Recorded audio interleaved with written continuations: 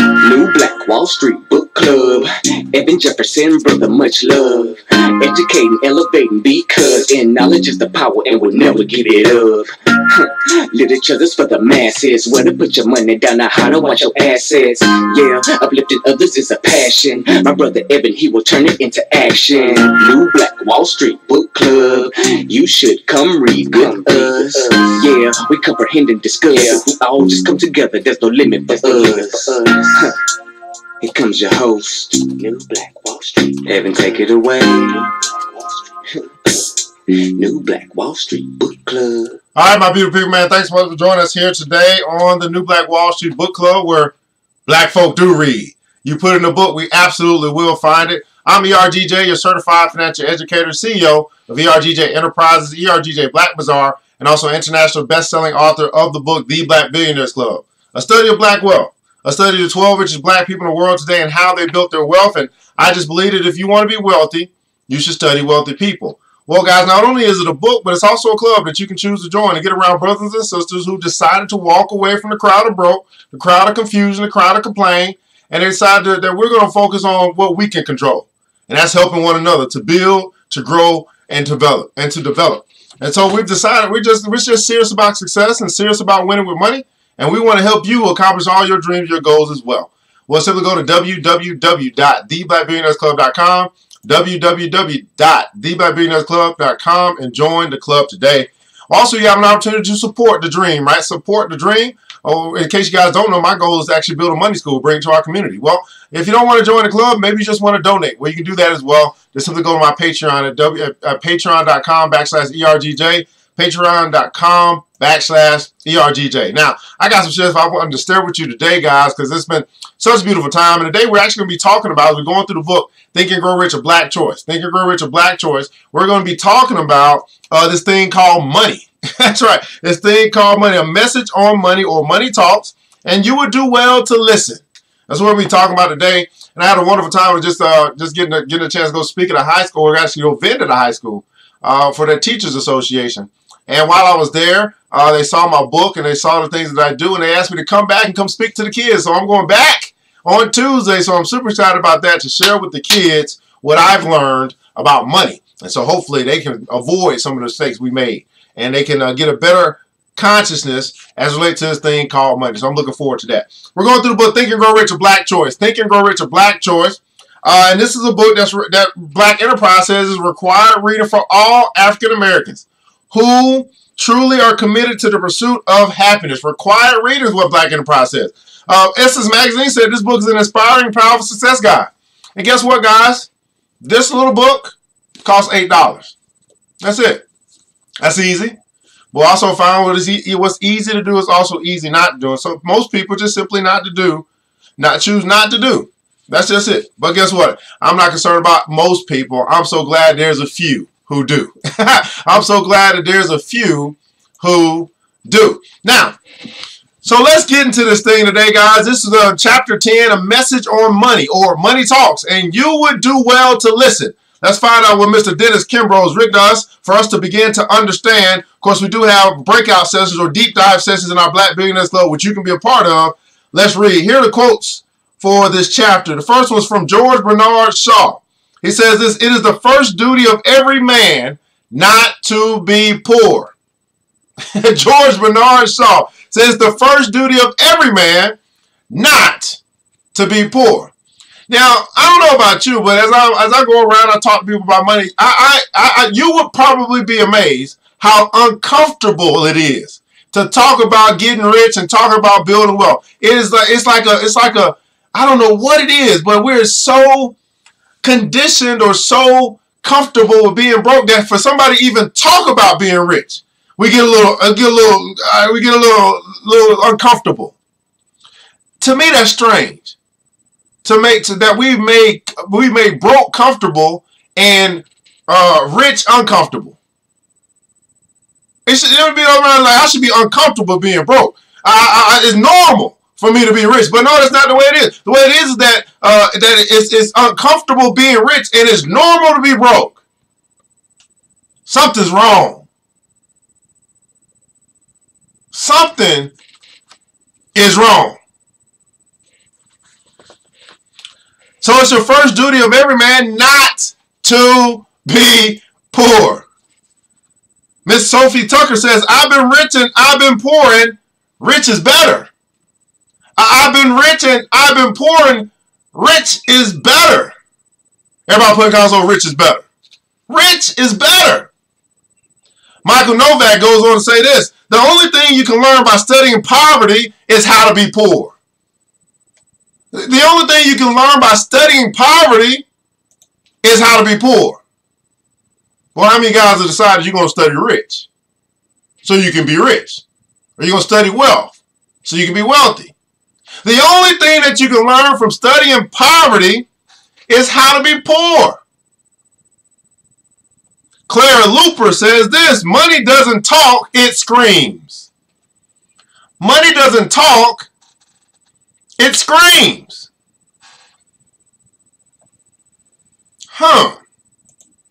Interesting. Nothing man has ever invented receives so much attention and is so widely sought and generates so much controversy as this small item. It is a piece of paper that is measured by 2 5/8 by 6 1/8 inches with a thickness of 0.43 inches. It takes 490 of them to weigh a pound. It is both used and abused, worshipped and haggled over. Some say it liberates men. Others say it enslaves them. People sometimes become emotional over it, especially when there's too little of it. Sooner or later, it manages to become the focal point of all activity. What is it? It's the dollar bill. The reason the subject of money almost invariably arises in a discussion of achievement is that the two so frequently go hand in hand. Not always, but often. There are, of course, some types of success that have nothing whatsoever to do with money.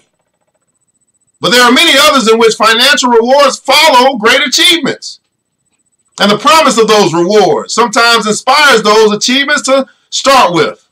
For the ambitious, the implications of seeking and attracting large sums of money are often more than abstractions. Money or wealth is an issue about which we hear contradictory opinions, and one that we must ultimately sort out for ourselves. So the topic of money is something that you and I must sort out for ourselves. The purpose of this lesson is to get down to the basics. Everybody put in console the basics. To clear the air surrounding the entire subject of money and to explain exactly what money is and what it isn't. What money is and what it isn't. The desire for mental gain is fundamental in human nature. Men and women have been concerned about prosperity and wealth since the first coin was fashioned in Asia Minor around 750 BC. Many have said that money is like good health. Man is concerned about it to the extent that he doesn't have it. True happiness consists not in the possession of things, but in the privilege of self-expression through the use of material things. You must have money in order to enjoy freedom of body and mind. You must have money. A person cannot really be free if he is chained to a routine job most of his waking hours and receives a mere subsistence in return. If a person has to pay that much for existence, he is paying too high a price. This chapter will teach you a proven way to rid yourself. Everybody put in console, rid myself. To rid yourself of self-imposed limitations and enjoy your fill of life's riches. To begin, it is terribly important that you bury once and for all the myth that money is bad or unimportant. Money is not bad. As the Bible says, the love of money is bad. In fact, money is important. It's terribly important. It's just as important as the food and the clothes that it buys, the shelter that it affords, the education that it provides, and the bills that it pays. Money is important to anyone living in a civilized society. And to argue that it's not important is absurd. Let anyone who imagines that he does not need money try to get along without it.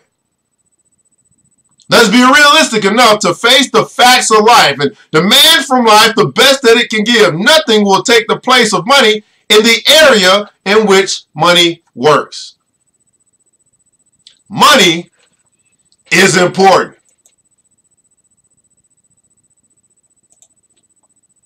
extremely important.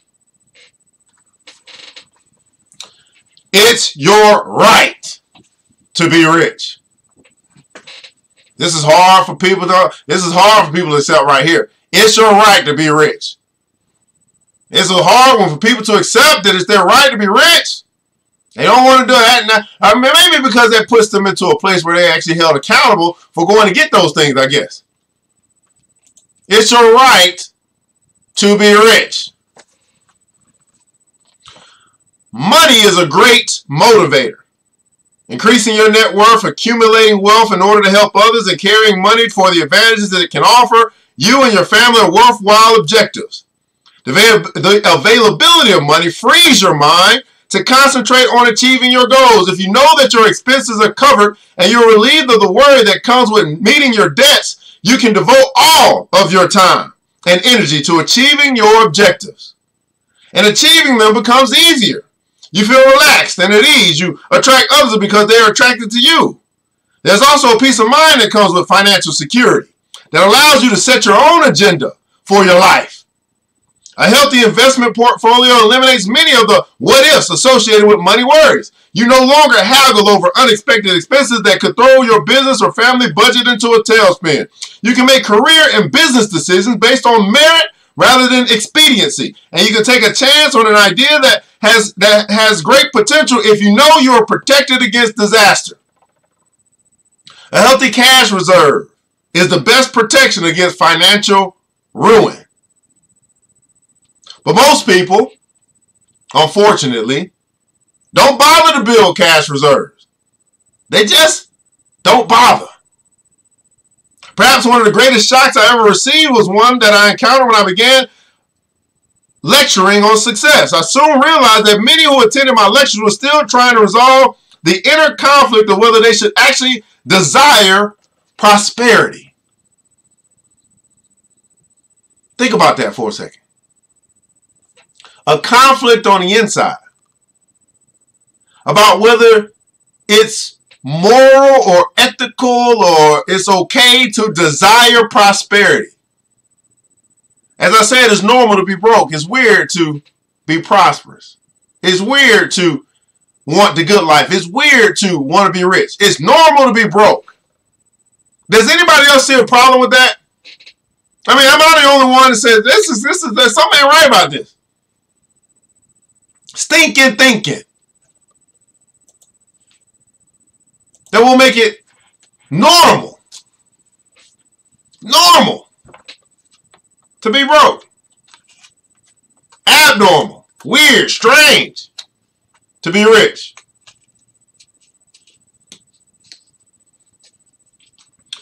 Of course, they wanted prosperity. It's human nature, but they secretly questioned whether they should seek it, especially from a spiritual point of view. Surprisingly, many businessmen and women seem to feel guilty about the whole idea of prosperity, though they were working quite hard to become prosperous day in and day out in their respective professions. But the question remained in their minds: is poverty a spiritual virtue or a common vice?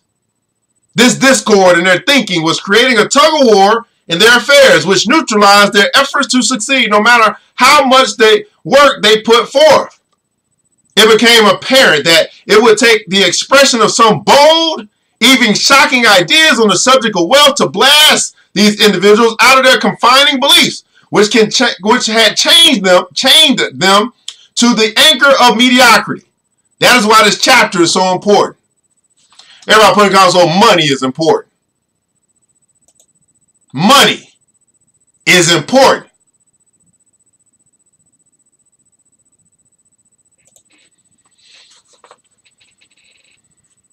As highlighted earlier, it is shockingly right instead of shockingly wrong for you to be prosperous. It's your right to be rich. Obviously, you cannot be very happy if you're poor, and you need not be poor. Poverty or the lack of wealth is a form of hell caused by man's ignorance on the mental laws governing prosperity. Poverty is a dirty, uncomfortable, degrading experience. It is a form of disease, and in its acute phase, it seems to be a form of insanity. Poverty fills prisons. It drives men and women to drink, to drug addiction, and sometimes to suicide. It can lead potentially fine, talented, intelligent children to delinquency and crime. It can make people do things they otherwise would never dream of doing. Poverty. Be done with the thinking of poverty as a virtue. It is a common vice. If you've been living in this hell on earth, you've literally been blinded to the abundance that lies at your feet. This is the shocking truth about poverty. Money is important. I'm going to read this again because it's really, it is shockingly right instead of shockingly wrong for you to be prosperous. Obviously, you cannot be very happy if you're poor, and you need not be poor. You need not be poor. You don't have to be poor. You don't have to choose to be poor. Now, I know some of you guys say, well, I didn't choose to be poor. Well, what do your habits say? Not what your mouth say. What do your habits say? Do your habits say you choose poor, or do your habits say you choose rich? What do your habits say? Not what your mouth say, because your mouth say a whole bunch of stuff. Let's say the mouth speaks from the abundance of the heart. It says the heart is wicked.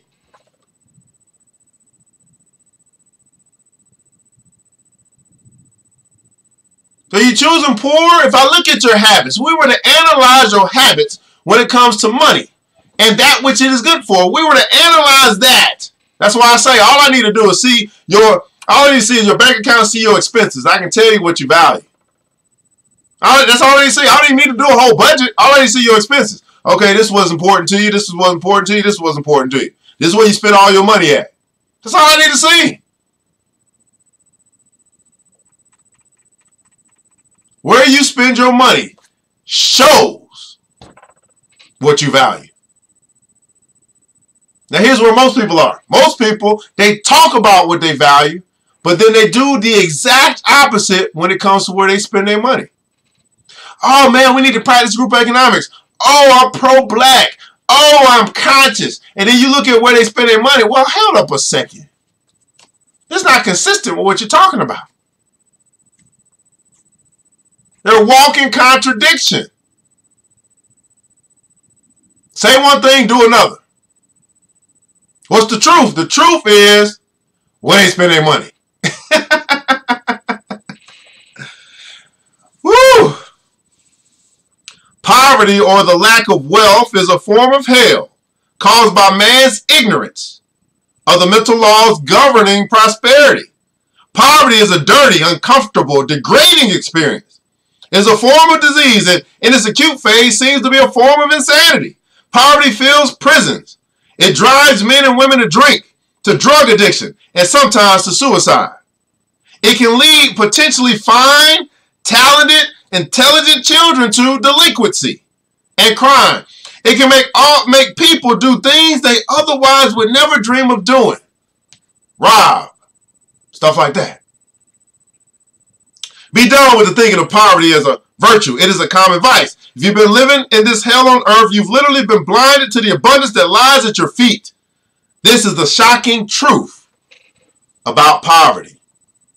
This is the shocking truth about poverty. What I learned from America's most successful black entrepreneurs. Okay now.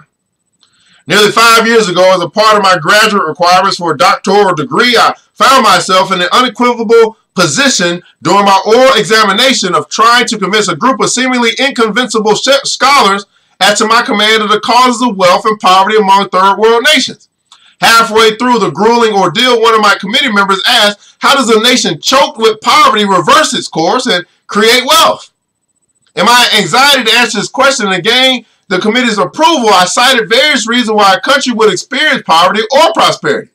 I quoted reams of government statistics coupled with the numerous sources that were surefire and antecedents of growth and stagnation.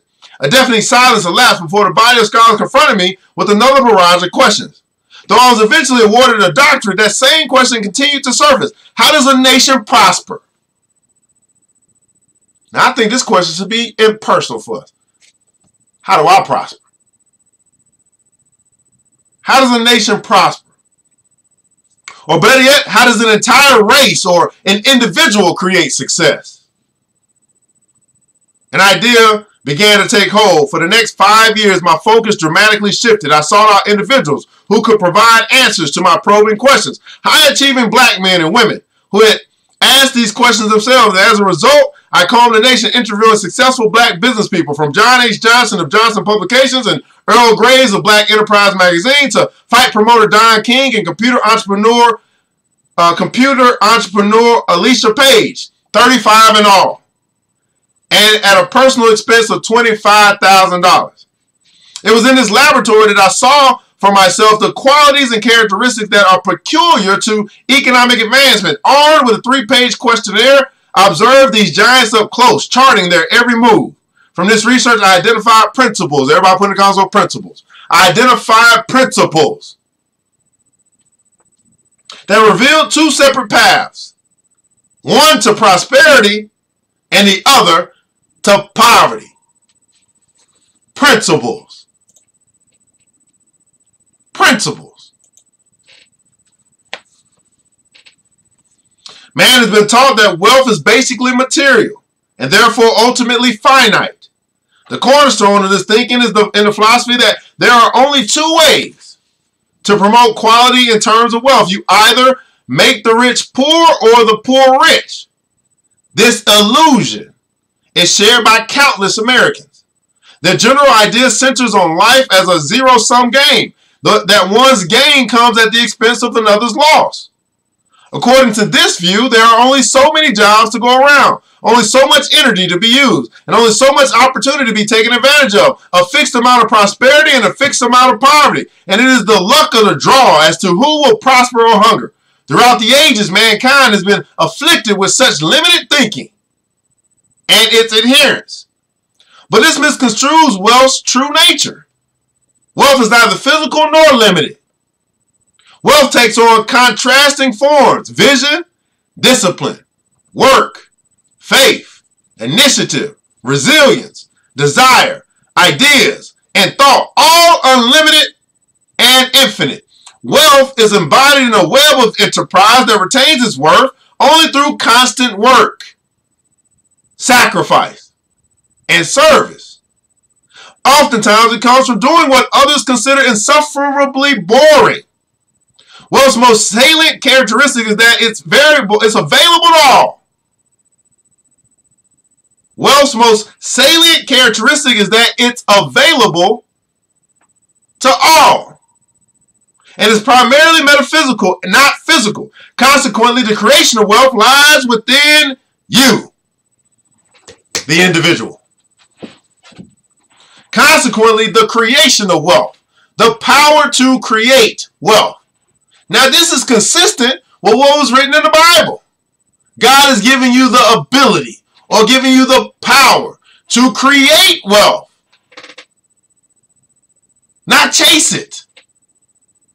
I think that he would have said, I'll give you the power to go chase it. I think he would have said that. He didn't say that, though. He said power to get, power to create wealth. Now, God didn't consult with me when he wrote the book, by the way. He didn't say, ERGJ, let me see what you want to say. No, that's not what happened. It was written before I even came here. Apparently written with me on his mind, you know. But he's given us the power to create wealth. Let me ask you this. One of the things he talked about, he said imagination. Is there any limit to your imagination? Or is that unlimited? What about your ideas? Any limit on the amount of ideas that have come across your path, or is that unlimited?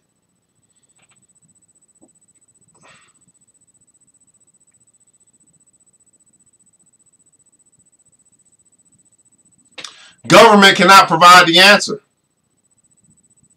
No government or institution could ever produce a Barbara Proctor or John Johnson or Don King. Why? Because the precepts of wealth run contrary to the very nature of bureaucracies. Wealth develops within the individual. Under a capitalistic or open society, wealth is less a stock of goods than a flow of ideas. Wealth comes from a consciousness that unfolds within. In practical terms, wealth is a characteristic of thought. Man's foremost quality is his rational faculty. The skills of living successfully are acquired through knowledge. Knowledge is available to each of us. And when properly applied, is power.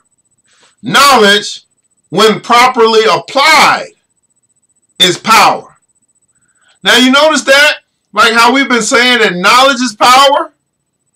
But when we actually say it the right way, it gives us a different understanding. Knowledge, when properly applied, is power.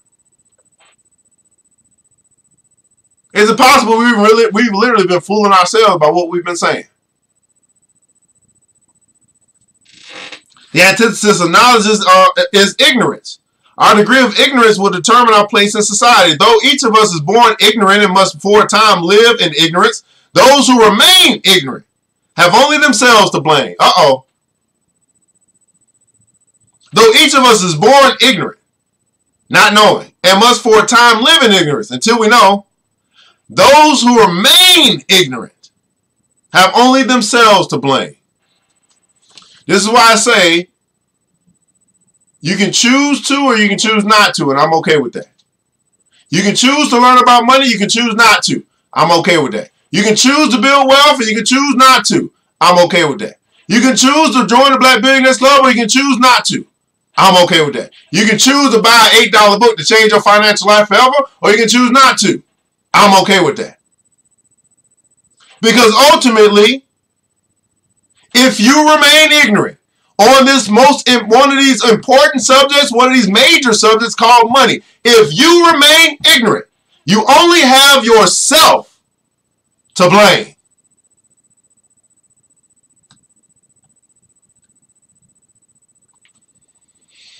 Since knowledge, thinking, and rational action are human qualities, and since the choice to exercise this faculty rests within each of us, society survival requires that those who think be free to do so without. Hold on a second. Whoo, Lord. Since knowledge, thinking, and rational action are human qualities, and since the choice to exercise this faculty rests with each of us, society survival requires that those who think be free to do so without interference from those who don't. If some men choose not to think, they can survive only by imitating and repeating a routine line of work contrived by more resourceful men. Every man or woman is free to rise as far as he or she is able or willing, but it's only the degree to which he or she thinks that will determine the degree to which he or she will rise. Wealth always starts in the mind. Everybody put console, wealth begins in the mind. Wealth always starts in the mind.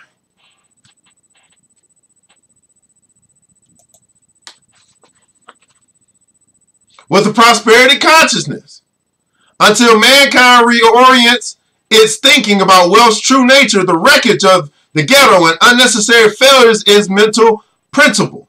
Poverty is not corrected by redistribution of wealth, but by ideas. You can give a man begging for coffee or food $1, but before that day is out, he will be hungry again. Unless there is a change in consciousness, unless all parties awaken to wealth's true nature and get in tune with the infinite supply of ideas, nothing will change. Let me read this again. The key to any condition of lack is mental principle. Poverty is not corrected by redistribution of wealth, but by ideas. You can give a man begging for coffee or food $1, but before that day is out, he will be hungry again. Unless there is a change in consciousness. Unless all parties awaken to wealth's true nature and get in tune with the infinite supply of ideas, nothing will change. Unless. As I pen these thoughts, my mind drifts back to the words Willie Amos shared with me several years ago. Wiley succinctly expressed a great deal of wisdom when he stated, in order to overcome poverty, one needs only to raise his level of vision. The cure for lack of any type is found within a change of thinking.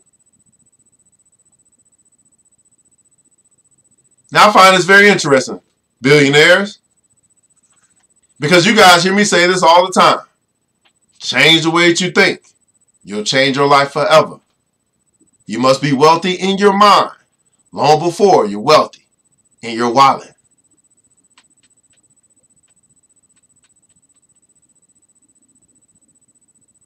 Wealth begins in the mind. For you and I, or I, to remain ignorant when it comes to the things of money, we only have ourselves to blame.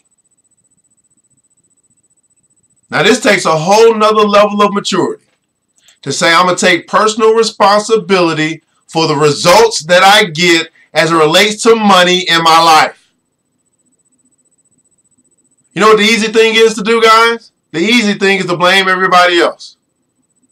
That's the easy thing to do. It's easy to just blame everybody else for the results that I have as it relates to money and that which is good for in my life. It's easy to blame everybody else. It's hard to take personal responsibility for your results. And no matter which way you go, at the end of the day, if you remain ignorant when it comes to the things of money, you'll only have yourself to blame. Money is important. Well, guys, this is the New Black Wall Street Book Club where black folk do read. And we really getting into some juicy stuff now, talking about a message on money or money talks. Not quite sure when the next broadcast will be. I know it probably won't be tomorrow. I'll try to get one in. I'm not sure. But this is Think and Grow Rich, a Black Choice. In the comments below, I'd like for you to share with us something that you learned today, something that you took away from our discussion here today on money. Some pretty heavy stuff. I know some people it's hard to, the conditioning is real. The conditioning is real. Well, I invite you to join the Black Billionaires Club because at the end of the day, guys, you can choose not to try to do it by yourself. I mean, how long have you been trying to do it by yourself? How long have you been trying to pay off their credit card? How long have you been trying to get rid of those student loans? How long has it been? If you could do it by yourself, it would already be done. Join the Black Billionaires Club today. Simply go to www.theblackbillionairesclub.com, www.theblackbillionairesclub.com. We look forward to welcoming you to the club. Well, guys, I'm ERGJ, your certified financial educator and CEO of ERGJ Enterprises, ERGJ Black Bazaar, and international best-selling author of the book, The Black Billionaires Club, a study of black wealth, a study of the 12 richest black people in the world today and how they built their wealth. I want to say thank you so much for tuning in. And I want you to remember this, that it takes a village. And it starts with us. Let's build, people. Let's build wealth. Together. We all we got. We all we got. But guess what? That's enough. Now I pray to God preserve each and every one of you that you'll go out today, you'll get up today, and you'll go get something today. Until the next episode, Mr. DJ, hit the music. It's the New Black Wall Street Book Club. With your host, Evan Jefferson. It's time for us to go. Yeah. Now you ain't gotta leave the computer, but we encourage you to get out there and learn and apply all the things you learn at the New Black Wall Street Book Club. Book Club. Yeah. New Black Wall Street.